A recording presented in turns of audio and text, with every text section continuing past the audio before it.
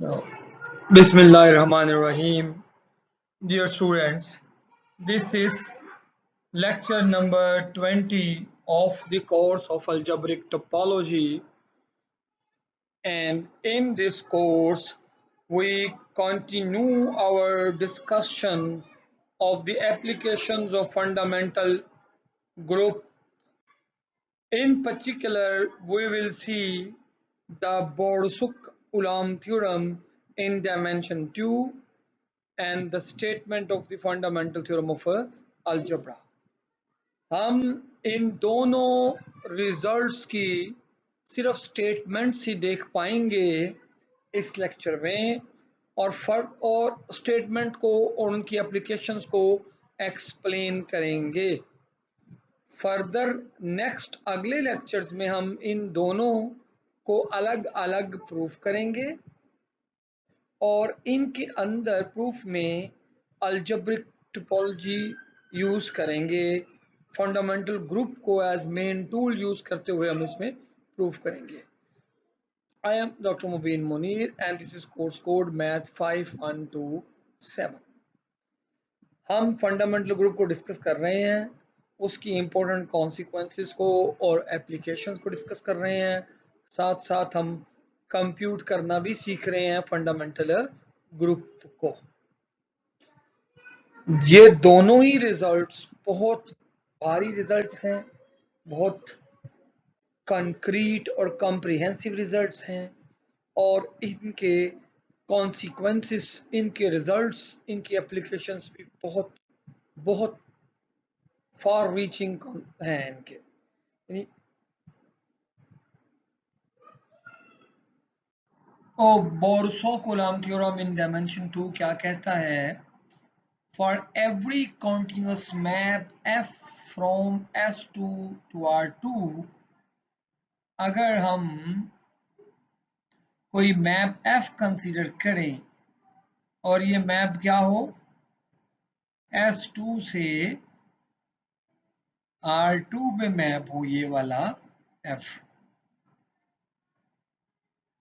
और ये एक कंटिन्यूअस मैप हो अगर, तो फिर there exists a pair of points x and minus x on the surface of the sphere such that कि ये दोनों ही पॉइंट असल में R2 के एक ही पॉइंट पर मैप होंगे। यानी ये फंक्शन फिर 1-to-1 फंक्शन नहीं होगा।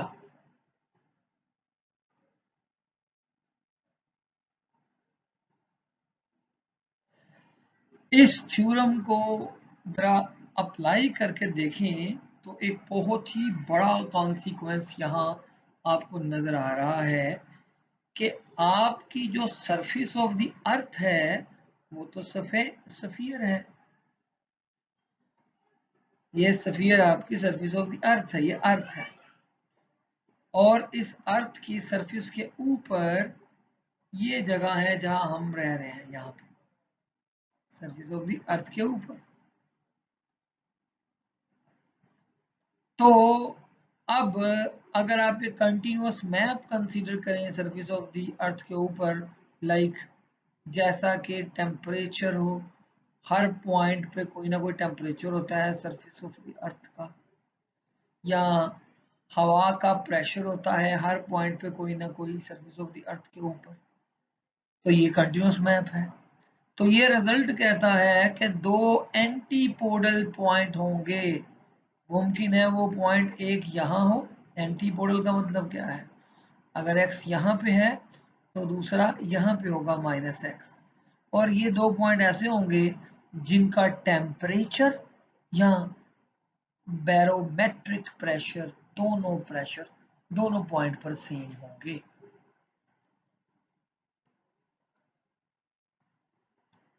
यहाँ इसका एक और कॉन्सिक्वेंस अगर आप ये नोट कीजिए कि सूरज की रोशनी हम तक कंटिन्यूअसली पहुंच रही है जमीन तक, तो कहता है एट एनी इंस्टेंट जो सूरज की रोशनी हम तक पहुंचती है, एट एनी इंस्टेंट ऐसे 2 पॉइंट जरूर ऐसे होंगे जहां पर रोशनी जो है वो एक जैसी पहुंचेगी।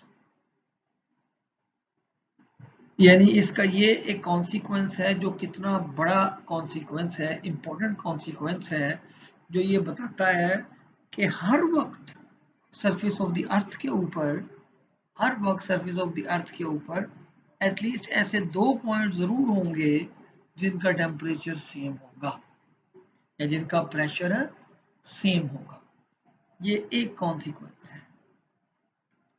अब हम थोड़ा इस थ्योरम को मजीद हाईलाइट करके एक्सप्लेन करना चाहते हैं कि ये थ्योरम क्या कह रहा है।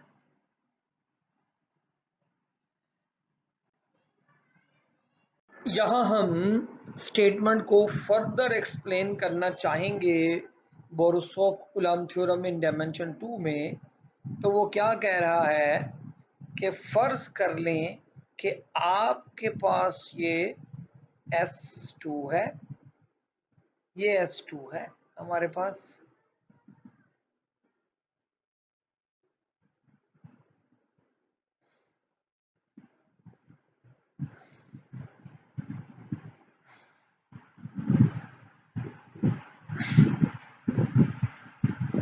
so this is S2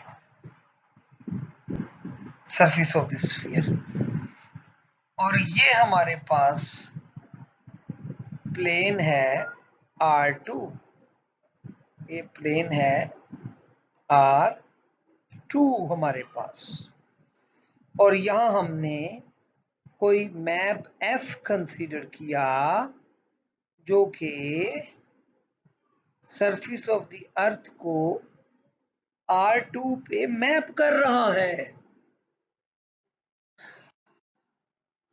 तो फिर ये क्या कह रहा है, अगर ये F कंटिन्यूअस मैप है तो फिर हर वक्त अगर ये एक पॉइंट है, X पॉइंट है, अगर मैं ब्लू कलर को यूज करता हूं, अगर ये पॉइंट X है तो यहां से ये पॉइंट लीजिए, इसे कहते हैं एंटीपोडल -x, यानी ये 2 पॉइंट ऐसे जरूर एग्जिस्ट करेंगे with respect to a particular f such that अगर ये x मैप हो रहा है यहाँ पे, this is f of x, तो फिर यहीं पे ये -x भी यहीं पे मैप होगा, मींस के x और -x दोनों एक ही जगह पे मैप होंगे R2 की। ये बोरिसोव-कूलम्ब थ्योरम जो है, हमने इसको फर्दर एक्सप्लेन किया है कि ये थ्योरम क्या कह रहा है कि हर मैप जो कि कंटिन्यूअस है, जो कि S2 से R2 में आप सर्च आउट कर रहे हैं, वो मैप और कंटिन्यूअस मैप जो है हमेशा उस मैप के लिए ऐसे 2 स्फीयर की सरफेस के ऊपर antipodal points x -x exist जरूर करेंगे जो R2 के एक ही पॉइंट पर मैप होंगे। यानी इन पर्टिकुलर ये मैप F जो है S2 से R2 में अगर कंटिन्यूअस है तो फिर ये इंजेक्टिव मैप नहीं हो सकता, 1 to 1 मैप नहीं हो सकता S2 से R2 में।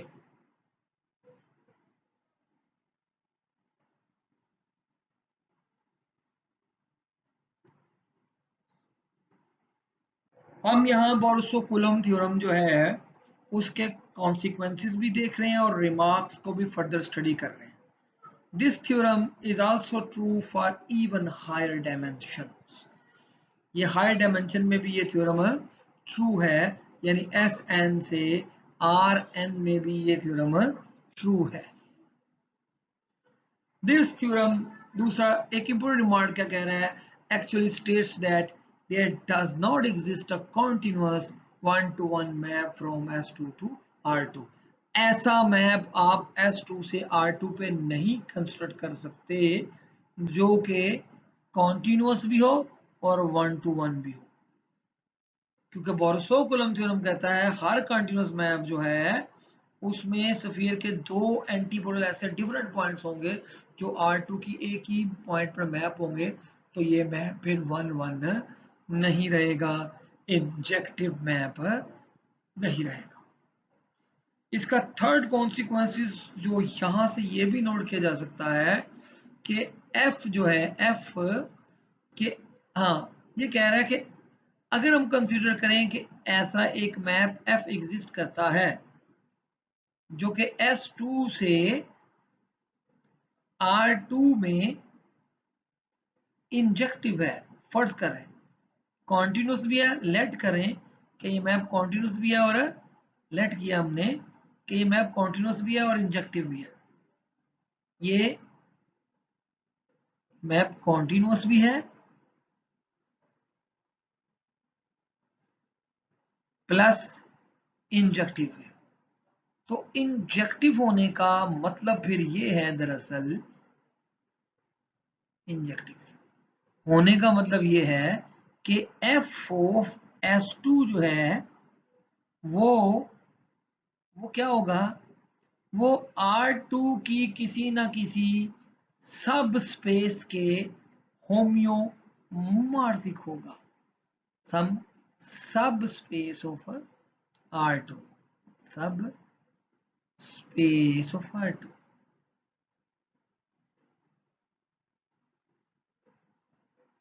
लेकिन चूंकि बोरिसोव-कूलम्ब थ्योरम कहता है कि ऐसा इंजेक्टिव मैप एग्जिस्ट नहीं कर सकता, तो यहां से रिजल्ट निकला कि S2 जो है ना वो R2 के किसी भी सब स्पेस के होम्योमॉर्फिक नहीं हो सकता।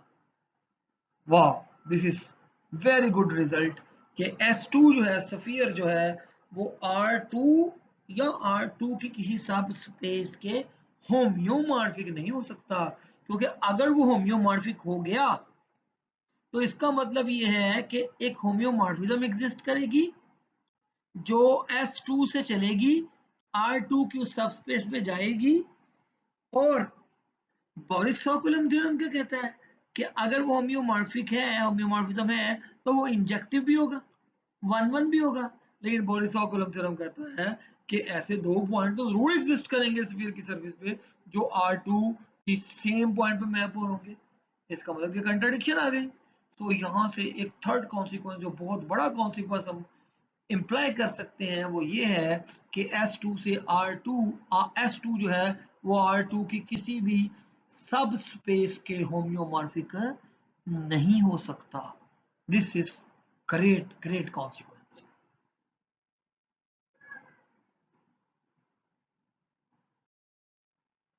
नेक्स्ट हम स्टेट करेंगे, क्योंकि बोरिस-सॉकुलम थ्योरम को हम प्रूव करना चाहते थे, लेकिन फर्दर उसके बाद ही हमारे पास इतना टाइम अभी नहीं बचेगा इस लेक्चर में, तो हम सिर्फ फंडामेंटल थ्योरम ऑफ अलजेब्रा को स्टेट करते हैं।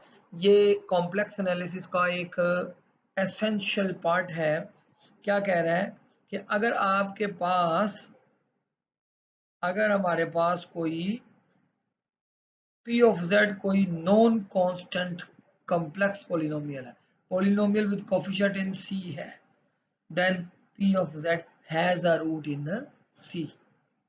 देखें, हमारे पास x स्क्वायर प्लस 1 एक पोलिनोमियल है जिसके कोफिशिएंट किसमें है, ये पोलिनोमियल बिलोंग कर रही है आर एक्स में, यानी इसके कोफिशिएंट कहां से आ रहे हैं, कोफिशिएंट आ रहे हैं इसके आर से, 1 1। लेकिन लेकिन इसके जो रूट्स हैं वो हैं प्लस माइनस आयोटा, वो आर में बिलोंग नहीं करते, does not belong to are.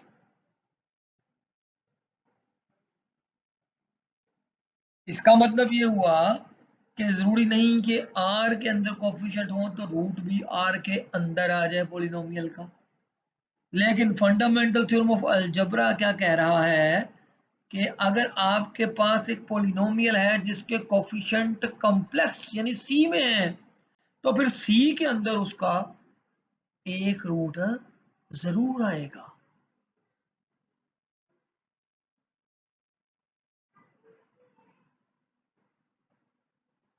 हम इस थ्योरम को फर्दर दोबारा मजीद एक्सप्लेन करना चाहते हैं अब इसका मतलब तो ये है कि हमारे पास हर कॉम्प्लेक्स पोलिनोमियल जो हम लेंगे, फॉर एग्जांपल अगर हम ये कॉम्प्लेक्स पोलिनोमियल ले लेते हैं एक्स स्क्वायर प्लस 2 आयोटा, तो इसके भी रूट्स आएंगे, रूट्स एग्जिस्ट करेंगे, रूट्स आएंगे इन सी।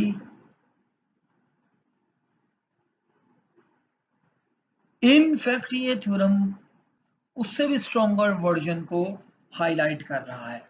ये थ्योरम कहता है कि अगर आपके पास एक पोलिनोमियल है, कॉम्प्लेक्स पोलिनोमियल है पी ऑफ जेड, और इस कॉम्प्लेक्स पोलिनोमियल की डिग्री है एन ए नॉट जेड की power A naught A naught plus A one Z up to so on A N Z N, जो n है हमारे पास that is not equals to 0। तो वो कह रहे हैं कि ये थ्योरम कहता है कि there exist z in C such that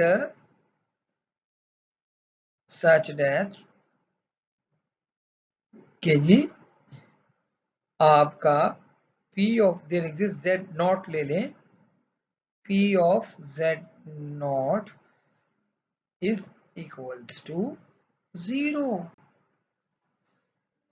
सो ये कह रहा है कि आपके पास एक रूट जरूर 0 के सी में आएगा, और इनफैक्ट जितनी डिग्री है उतने रूट आएंगे। सो यहाँ से उसके जो कॉन्सिक्वेंसेस हैं वो बहुत इंपॉर्टेंट कॉन्सिक्वेंसेस हैं फंडामेंटल थ्योरम ऑफ अलजेब्रा के। पहला कॉन्सिक्वेंस क्या कहता है कि जनाब हमें पता है कि हम फील्ड को कैसे एक्सटेंड किया करते हैं, नए फील्ड कैसे बनाया करते हैं। यानी अगर हमारे पास एक फील्ड क्यू है तो हम उससे एक्सटेंड करते हैं एक नया field Q adjoint square root two. कैसे एडजॉइन करते हैं? क्योंकि जनाब हमारे पास एक इसके अंदर एक ऐसी पॉलिनोमियल मिल जाती है एक्स स्क्वायर माइनस टू, जिसका रूट स्क्वायर रूट टू इसमें नहीं होता, तो हम इसके अंदर स्क्वायर रूट टू ऐड करते हैं तो हमारे पास एक नया एक्सटेंशन बन जाती है, नया फील्ड। लेकिन ये फर्स्ट स्टेटमेंट क्या कहती है? फर्स्ट स्टेटमेंट ये कह रही है कि आपको कोई भी पोलिनोमियल हो, उसकी जितनी भी डिग्री हो ओवर सी, उसके तमाम रूट्स ऑल रूट्स दोबारा सी में ही आएंगे। All roots all roots. So अब आपको ऑल रूट्स इन सी में ही आएंगे, all roots exist in C.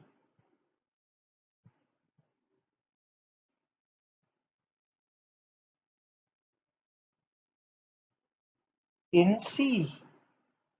So आपको यहां से फाइनल रिजल्ट ये पता लगा कि हमें हमें सी को एक्सटेंड करने की जरूरत ही नहीं, और सी हमारे पास लार्जेस्ट फील्ड है। फील्ड यानी ऐसा सिस्टम हमारे पास हासिल हो गया सी कि अब इसमें हम एडिशन, सब्ट्रैक्शन, मल्टीप्लिकेशन और division bye non zero element करेंगे तो वो क्लोज्ड होगी। तो हमारे पास एक लार्जेस्ट फील्ड बन गया। अगेन तमाम रूट्स हर पॉलिनोमियल के इसके अंदर ही मौजूद हैं, that is C is algebraically closed field. So सबसे बड़ी बात जो अलजेब्रा की बुनियाद बनती है कि हमें ये देखना होता है कि कौन कौन सी पॉलिनोमियल्स हैं किसी फील्ड में जो बुनियादी या इररिड्यूसिबल पॉलिनोमियल्स का रोल प्ले करेंगी। जिस तरह के हम ओवर आर बात करें, ओवर आर बात करें तो ये polynomial x square plus one जो है दिस इज इररिड्यूसिबल पॉलिनोमियल, और ये प्राइम का रोल प्ले करेगी इसके अंदर। इररिड्यूसिबल पोलिनोमियल, लेकिन यही पोलिनोमियल जब ओवर सी देखेंगे तो ये रिड्यूसिबल है। तो फिर कोई ऐसी क्वाड्रेटिक पोलिनोमियल है ओवर सी जो कि इररिड्यूसिबल हो? तो आंसर है नो, क्योंकि किसी भी पोलिनोमियल क्वाड्रेटिक है तो उसके दो रूट्स आएंगे सी के अंदर, तो वो फिर सी के अंदर लीनियर पोलिनोमियल में फैक्टराइज हो जाएगी। सो इसका मतलब ये हुआ कि ओवर सी जो ओनली पोलिनोमियल्स हैं जो इररिड्यूसिबल है वो सिर्फ लीनियर पोलिनोमियल्स हैं बस। बाकी हर पोलिनोमियल जो होगी उसकी लीनियर पोलिनोमियल में फैक्टराइजेशन पॉसिबल हो जाएगी, यानी हर पोलिनोमियल कंप्लीटली लीनियर पोलिनोमियल्स में स्प्लिट हो जाएगी। सो अब नेक्स्ट हम इन रिजल्ट्स को प्रूफ करेंगे और हम यूज करेंगे फंडामेंटल थ्योरम की मशीनरी को।